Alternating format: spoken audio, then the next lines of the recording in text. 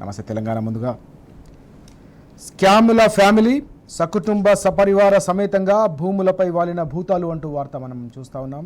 పెద్ద ఎత్తున భూ కుంభకోణాలకు పాల్పడుతోంది ఈ ప్రభుత్వం అంటూ వార్త. ప్రజాపాలన పేరిట మొత్తం వ్యవహారం అంతా కూడా పేరుకు నడిపిస్తున్నప్పటికీ కూడా పెద్ద ఎత్తున భూములకు సంబంధించిన వ్యవహారంలో ఇటు ముఖ్యమంత్రి ఆయన సోదరులు కలిసి భూముల కుంభకోణాలకు పాల్పడుతున్నారని నిన్న బీఆర్ఎస్ వర్కింగ్ ప్రెసిడెంట్ కేటీఆర్ గారు తీవ్రస్థాయిలో మండిపడ్డ అంశాన్ని మనం చూస్తూ ఉన్నాం. ప్రజాపాలన కాదు, ఇది కుటుంబ పాలన. వాస్తవానికి ఇది అసలు సిసలు కుటుంబ పాలన.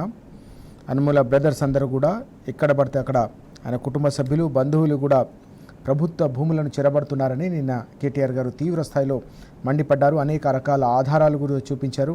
సీఎం తమ్ముడి షెల్ కంపెనీకి 5 ఎకరాల సర్కారు భూమిని ఎట్లా కేటాయిస్తారు? కేవలం ₹1,00,000 మూలధనం ఉన్న కంపెనీకి ఇంత భారీ స్థాయిలో భూములను మీ ఇష్టారీతిన కట్టబెట్టడానికి ఇది రాచరికం కాదు, ప్రజాస్వామ్యం. ప్రజాస్వామ్యంలో చట్ట వ్యతిరేకంగా, రాజ్యాంగానికి వ్యతిరేకంగా మీరు తీసుకునే నిర్ణయాలను తప్పకుండా ప్రజాక్షేత్రంలో ఎండగట్టడమే కాదు, తప్పకుండా వాటిని రద్దు చేసే వరకు కూడా పోరాటం ఆపమని చెప్పి స్పష్టం చేశారు. గతంలో కర్ణాటకలో అక్కడి ముఖ్యమంత్రి ముడా స్కామ్లో ఏకంగా రాజీనామా చేసే పరిస్థితి వరకు తలెత్తిన సందర్భం ఉండింది. దానికి అలాంటి పరిస్థితి ఇప్పుడు ఆ ముడా స్కామ్ను మించిన బడా స్కామ్ తెలంగాణలో జరుగుతుందని నిన్న కేటీఆర్ గారు మండిపడ్డారు. ఒక్క ఉద్యోగి కూడా ఆ కంపెనీకి లేరు. కేవలం ₹1,00,000 మూలధనం. ఆ కంపెనీకి సంబంధించిన వెబ్సైట్లో కూడా ఫోన్ నంబర్ 12345 అంటూ ఒక అనామకమైన ఫోన్ నంబర్ ఇచ్చేసి కంపెనీని నడిపిస్తున్నారు. అలాంటి కంపెనీకి మీరు ఎట్లా ₹200 కోట్ల విలువైన భూమిని కట్టబెడతారని చెప్పేసి సూటిగా ఆయన ముఖ్యమంత్రిని నిలదీస్తూ నిన్న తెలంగాణ భవన్ వేదికగా పెద్ద ఎత్తున ధ్వజమెత్తిన అంశం మనం చూస్తూ ఉన్నాం. టెసరాక్ట్ అనే షెల్ కంపెనీకి ప్రజాధనం దోచిపెడుతున్నారు. కర్ణాటకలో 3 ఎకరాల కేటాయింపుపైనే లోకాయుక్త దర్యాప్తు జరిగితే తెలంగాణలో మాత్రం ఎందుకు మౌనం వహిస్తూ ఉన్నారు? దీనిపై తప్పకుండా రానున్న రోజుల్లో గవర్నర్ను కూడా కలుస్తాం, తప్పకుండా అన్ని రకాల పోరాటాలు చేస్తాం, అన్ని రకాల వేదికలను ఆశ్రయిస్తామని కూడా స్పష్టం చేసిన సందర్భం. భూ కేటాయింపులపై తప్పకుండా సమగ్రమైన విచారణ జరిపించాల్సిన అవసరం ఉందని ఆయన డిమాండ్ చేశారు. రేవంత్ కుటుంబ అక్రమాలపై గవర్నర్కు ఫిర్యాదు చేస్తాం, అవసరమైతే లోకాయుక్తను అలాగే కోర్టులను కూడా, న్యాయస్థానాలను కూడా ఆశ్రయిస్తామని ఈ సందర్భంగా కేటీఆర్ గారు వెల్లడించిన విషయాలు మనకి ఈరోజు పత్రికల్లో, అన్ని పత్రికల్లో కూడా ప్రధానంగా కనిపిస్తున్నాయి.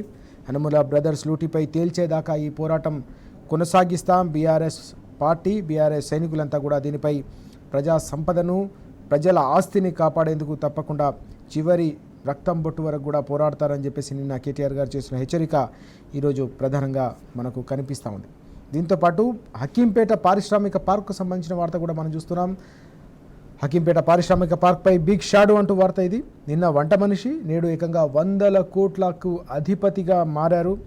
ఏం జరిగిందో అర్థమైపోతూ ఉంది ఇక్కడ అంటూ ఈ వార్త మనకు కనిపిస్తుంది. 33 నెలల్లోనే కాంగ్రెస్ నేత దశ మార్చింది ఈ కారిడార్. బిగ్ బ్రదర్స్ ఆశీస్సులతో విలాసవంతమైన జీవితం గడుపుతూ ఉన్నారు. లగచర్ల, హకీంపేట, పోలేపల్లిలో అసైన్డ్కు చెర. ముఖ్య నేత పేరు చెప్పి అధికారులందరినీ కూడా గుప్పిట్లో పెట్టుకుని ఈ వ్యవహారం అంతా కూడా నడిపిస్తున్నారనే వార్త మనం చూడొచ్చు. ఇక్కడ భూ పరిహారం ఇవ్వకుండా ఉల్టా బెదిరింపుల పర్వం కొనసాగుతుంది. ఆ బాధితులు నమస్తే తెలంగాణను ఆశ్రయించారు. 30 లక్షలకు కేవలం 8 లక్షలు మాత్రమే ఇస్తానని చెప్పేసి తమను ఏకంగా ఆ భూమి నుంచి వెళ్ళగొట్టే కుట్ర చేస్తూ ఉన్నారంటూ అక్కడ బాధితులు ఆవేదన వ్యక్తం చేస్తున్న వార్త కూడా మనకు కనిపిస్తుంది. వీళ్ళ మాటలు విననందుకు ఠానాల చుట్టూ తిప్పుతున్నారు, పోలీస్ స్టేషన్ల చుట్టూ తిప్పుతున్నారని చెప్పేసి తన గోడును నమస్తే తెలంగాణకు ఆ బాధితుడు వెల్లడించిన అంశం కూడా కనిపిస్తూ ఉంది. ఇక నా శాఖలో జరిగే ప్రతి నిర్ణయం నాకు తెలుసు అంటూ నిన్న మంత్రి శ్రీధర్ బాబు గారు చేసిన వ్యాఖ్యలు కూడా కనిపిస్తున్నాయి. ఎవరో చెప్తే నేను పనిచేసే రకం కాదంటూ ఆయన వ్యాఖ్యానించిన అంశం కూడా కనిపిస్తుంది. ఇక మరో భూ కుంభకోణానికి సంబంధించిన వార్త.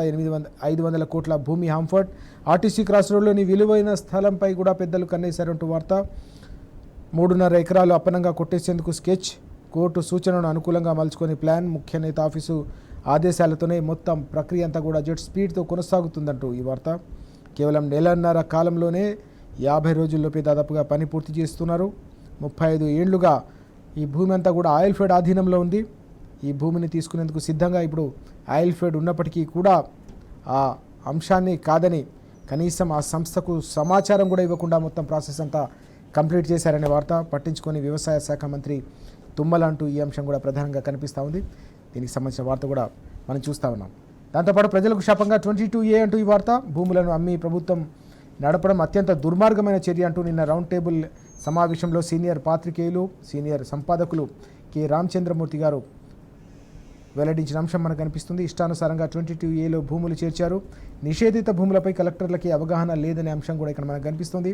6గురిని కలిస్తే కానీ సమస్య పరిష్కారం కానీ దుస్థితి ప్రస్తుతం నెలకొందనే విషయం కూడా మనం చూడొచ్చు. సామాన్యునికి అధికారులను కలిసే అసలు వీలున్నదా? సామాన్యుని మాటను అధికారులు లెక్క చేసే పరిస్థితి ఉన్నదా? 22A పేరిట లక్షలాది మందిని ఇబ్బందులకు గురి చేస్తూ ఉన్నారు. ఎప్పుడు కూడా ఇలాంటి సమస్య హైదరాబాద్ ప్రజలకు, తెలంగాణ ప్రజలకు లేదు. ఇటీవలి కాలంలో 22A ప్రక్రియపై పెద్ద ఎత్తున అవినీతి ఆస్కారం ఉందని చెప్పేసి అన్ని వర్గాలకు సంబంధించిన ప్రజలు ఆందోళన వ్యక్తం చేస్తున్న నేపథ్యంలో దీనిపై రౌండ్ టేబుల్ సమావేశం జరిగింది. అనేక మంది ముఖ్యులు ఇందులో పాల్గొన్నారు. తీవ్ర ఆగ్రహం వ్యక్తం చేశారు. ప్రభుత్వ వైఖరిని తప్పుపట్టారు. సీనియర్ సంపాదకులు కె రామచంద్రమూర్తి గారు కూడా ఈ రౌండ్ టేబుల్ సమావేశంలో ప్రభుత్వ వైఖరిని, 22A వల్ల ప్రజలకు జరుగుతున్న ఇబ్బందిని కూడా ఆయన పెద్ద ఎత్తున ప్రస్తావించిన పరిస్థితి మనకు కనిపిస్తోంది. ఇక పార్టీ ముఖ్యులపై ముఖ్యనేత బూతులు అంటూ మరో వార్త కూడా మనం చూస్తున్నాం. నల్లికుట్లోడు కుర్చీ కోసం నక్కలెక్క చూస్తున్నాడు అంటూ ముఖ్య నేత బూత్ పురాణం అందుకున్నారంటూ ఈ వార్త కూడా కనిపిస్తుంది. మొత్తం మీద కాంగ్రెస్లో అంతర్గతంగా ఇది కుమ్ములాటలకు దారితీస్తున్న పరిస్థితి స్పష్టంగా మనం చూస్తున్నాం. ఒకరిపై ఒకరు దుమ్మెత్తి పోసుకుంటున్న సందర్భం, చిట్ చాట్ల పేరిట సాగుతున్న వ్యవహారం అంతా కూడా మీడియా సాక్షిగా ఇప్పుడు పెద్ద ఎత్తున ప్రజానికంలో చర్చకు దారితీస్తుంది. పరిపాలనను పూర్తిగా గాలికి వదిలేశారు. 6 గ్యారంటీలు, మేనిఫెస్టోలో ఇచ్చిన హామీలను పూర్తిగా పాతరేసి తమ కుమ్ములాటలతో కాలం వెల్లదీస్తున్నారు తప్ప తెలంగాణను మాత్రం పూర్తిగా ఒక విఫల రాష్ట్రంగా మార్చే కుట్ర కొనసాగుతోంది. తెలంగాణ అన్ని రంగాల్లో కూడా కుదైలవుతుందనే అంశం ప్రధానంగా చూస్తా ఉన్నాం. దీంతోపాటు మూసీపై ఏ మార్పు అంటూ మూసీ బాధితులు మరోసారి కథన రంగంలోకి దిగారు. మరోసారి పోరాట బాట పట్టిన పరిస్థితి. మూసీ సుందరీకరణ పేరిట తమ బతుకులను రోడ్డు పాలు చేస్తున్న ఈ సర్కార్ పైన వారంతా కూడా మరోసారి గలమెత్తుతున్న సందర్భం. అన్నిటికంటే ముఖ్యంగా మహిళలు తీవ్ర స్థాయిలో నిన్న జరిగిన సమావేశం ఏదైతే జరిగిందో ఆ సమావేశంలో వారంతా కూడా తీవ్ర స్థాయిలో మండిపడ్డ అంశం కూడా మనకు కనిపిస్తూ ఉంది. ఇవి ఈరోజు మనకు కీలకంగా కనిపిస్తున్న వార్తలు.